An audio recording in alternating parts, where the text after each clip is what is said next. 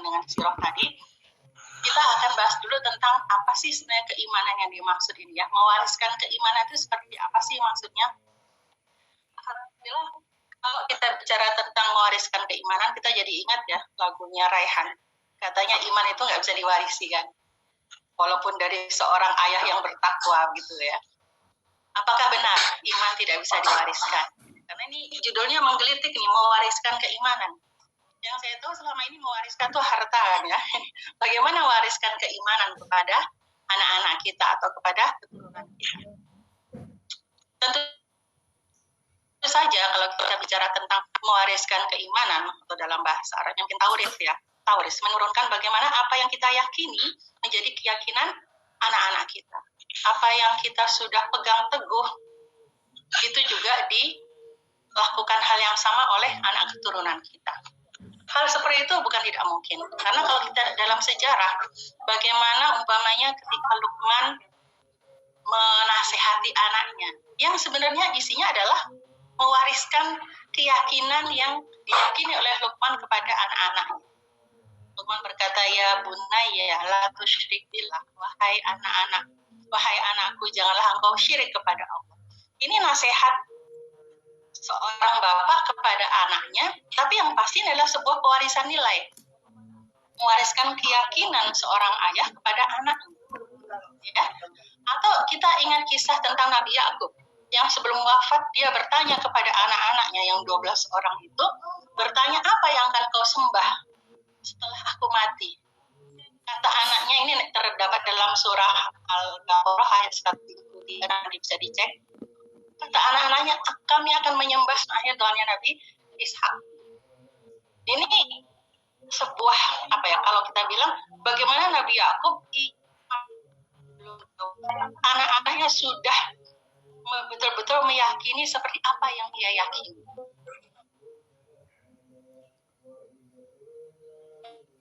Karena kepada anak cucu kita. Jadi setiap pertemuan, dalam setiap perbincangan, bahkan kepada anak yang belum bisa berbicara pun kita bisa. Kita ingatlah para orang tua kita yang biasa menimang anak-anaknya dengan sholawat pada Rasulullah, dengan tahlil, gitu ya. Kita lihat ibu-ibu di kampung dulu, ahli berselawat. Untuk menidurkan anak, mereka berselawat, mereka tahlil. Itu adalah cara untuk menanamkan keimanan kepada anak. Jadi ada kesadaran mulai dari awal untuk bagaimana anak ini sudah mulai kenal Allah. Ketika sudah mulai anak bisa diajak berbicara, dikenalkan, itu bulan, bintang, matahari, itu Allah yang menciptakan Allah. Kita yang menciptakan Allah. Burung, kucing, dan lain sebagainya, tanam-tanaman, itu yang menciptakan Allah. Itu adalah mengenalkan Allah.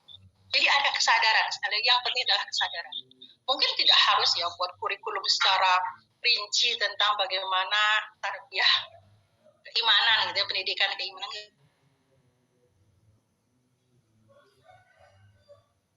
Layak bersama anak kita dalam menemani mereka tumbuh kembang. Gitu. Tapi yang penting adalah ada kesadaran.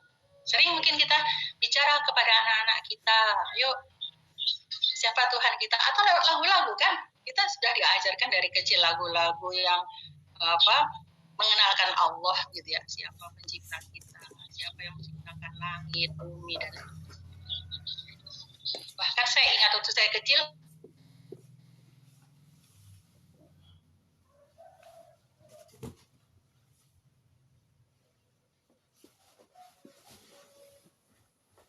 putus kepres keimanan recording in progress adalah yang kedua dengan pergaulan di masyarakat yang baik. Nah, ini berarti kita harus memilihkan lingkungan masyarakat yang baik kepada anak-anak kita, sehingga ketika dia keluar dari rumah, gitu ya, bertemu dengan tetangga, bertemu dengan kawan-kawannya, gitu ya, datang ke tempat-tempat di luar rumah kita, kita paling tidak meyakini atau bisa memastikan ini adalah tempat yang tidak merusak akidah atau merusak keimanan anak kita. Ketika dia bertemu temannya, kita tahu anak teman ini orang-orang yang paling tidak sama keimanannya dengan kita, gitu ya. Ketika dia mungkin datang ke sekolah, paling tidak sekolah ini mengajarkan hal yang sama dengan kita. Ya, ini artinya kita bagaimana memilihkan lingkungan pergaulan kepada anak-anak kita dengan pergaulan yang baik. Kalaupun tidak bisa kita jamin mereka orang-orang yang secara akidah baik, tapi paling tidak mereka bukan pelaku maksiat, bukan pelaku kesyirikan, gitu ya. Kan tentu saja di masyarakat beragam, manusianya beragam. Gak bisa kita jamin mereka semua baik, tapi paling tidak di sana tersebar kemaksiatan dan kemusyrikan. Kalau terjadi dalam suatu lingkungan ada kemusyrikan, kemudian kita biarkan anak kita berada di tengah-tengah mereka, inilah yang akan bisa merusak ya keimanan anak kita. Mungkin dia sekedar hanya melihat awalnya, ingin tahu gitu ya, bukan tidak, mungkin lama-lama mungkin bisa terikut. Apalagi kalau kemusyrikan itu ada di dalam keluarga kita, itu lebih bahaya lagi. Kita punya keluarga yang masih mungkin suka ke dukun, umpamanya. Ini harus dijaga nih, jangan sempat nanti anak-anak kita pula ikut ke dukun. Sakit sedikit nanti minta penawar ke dukun, ke orang pintar, seperti itu ya. Ini harus ada intervensi dari kita sebagai orang tua agar anak-anak kita itu selamat dari lingkungan yang bisa merusak akidah. Bisa melakukan pendidikan keimanan atau mewariskan keyakinan keimanan kita kepada anak-anak kita. Yang ketiga adalah adanya suasana pengajaran yang memang penuh dengan keimanan, gitu ya. Memilihkan sekolah. Ini kan belajar mengajar ini kan kita sudah serahkan ya, sudah kita delegasikan ke sekolah, ke para guru. Karena kita sebagai orang tua mungkin tidak bisa sepenuhnya untuk melaksanakan pengajaran. Tadi kita bedakan ya, ibu-ibu ya, antara pendidikan dan pengajaran. Apa bedanya? Kalau pendidikan dan pengajaran. Kalau mendidik ini adalah transfer of values. Mentransfer nilai-nilai seperti tadi yang saya katakan, bagaimana keyakinan kita, kemudian juga hal-hal yang kita pegang sebagai prinsip-prinsip kehidupan, itulah nilai-nilai yang caranya adalah pendidikan. Tapi yang disebut dengan pengajaran itu adalah transfer of knowledge, mentransfer pengetahuan. Sekedar 1+1 itu 2, itu mengajar, bukan mendidik. Ya, ini ada yang membedakan seperti itu. Karena itu kalau kita bicara tentang sekolah, berarti di sana lebih dominannya pengajaran sebenarnya. Walaupun ada di sana nilai-nilai pendidikan ya, dari mungkin bagaimana para guru yang mengajar anak kita. Tapi oleh kita bedakan sajalah gitu ya. Kalau yang bersifat transfer pengetahuan kita katakan sebagai pengajaran. Nah, ini juga bisa jadi sarana sebenarnya ya, sarana untuk menanamkan keimanan kepada anak-anak kita. Tapi perlu digarisbawahi bagaimana supaya pengajaran ini bisa berhasil menanamkan keimanan. Harusnya pengajaran itu adalah dilakukan dalam suasana yang penuh keimanan. Para guru itu bisa membungkus pengetahuan yang mereka sampaikan dengan nilai-nilai keimanan gitu ya. Seorang guru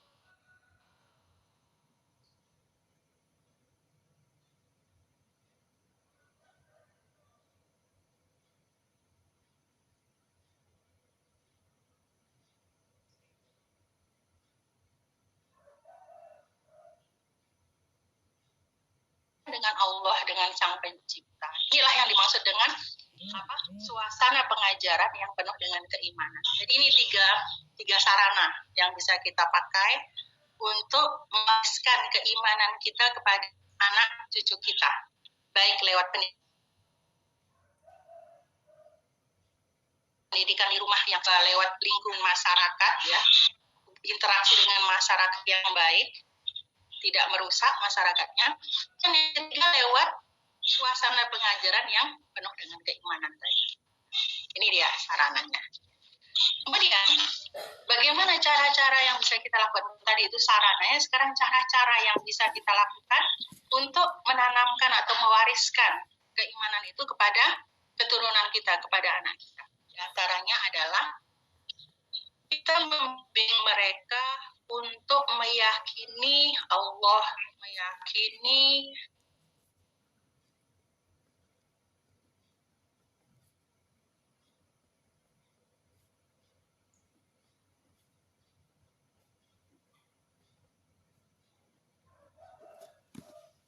mewariskan keimanan. Jadi bagaimana sejak awal kita sudah menyampaikan kepada anak-anak kita tentang Allah, dikit-dikit Allah gitu ya. Siapa yang ciptakan kucing? Allah. Siapa yang ciptakan ayah, ibu, umi, abi gitu ya, mama, papa gitu ya. Siapa yang menciptakan pohon? Allah. Semua itu kita kaitkan dengan Allah. Sehingga anak-anak dikit-dikit Allah. Tadi kesadaran itu penting untuk menanamkan keimanan ini. Ya, jadi membimbing anak-anak kita untuk meyakini. Karena gini, bicara tentang keyakinan itu memang akhirnya bukan bicara tentang sesuatu yang logis. Seringkali ini ada suatu doktrin. Sering kita dengar kan ya, kebohongan yang terus-menerus disampaikan akhirnya jadi kebenaran. Kalau kita melakukan satu yang salah, terus-menerus orang akhirnya menganggap itu baik. Seperti itu. Jadi doktrin itu memang harus terus-menerus dilakukan. Kita untuk bisa meyakini satu produk itu pantas kita beli gitu ya, akan kita pilih untuk kita beli, kita harus mendengarkan iklan dari TV berkali-kali, iklan sampo, iklan itu berkali-kali sehingga tertanam di kepala kita, di benak kita.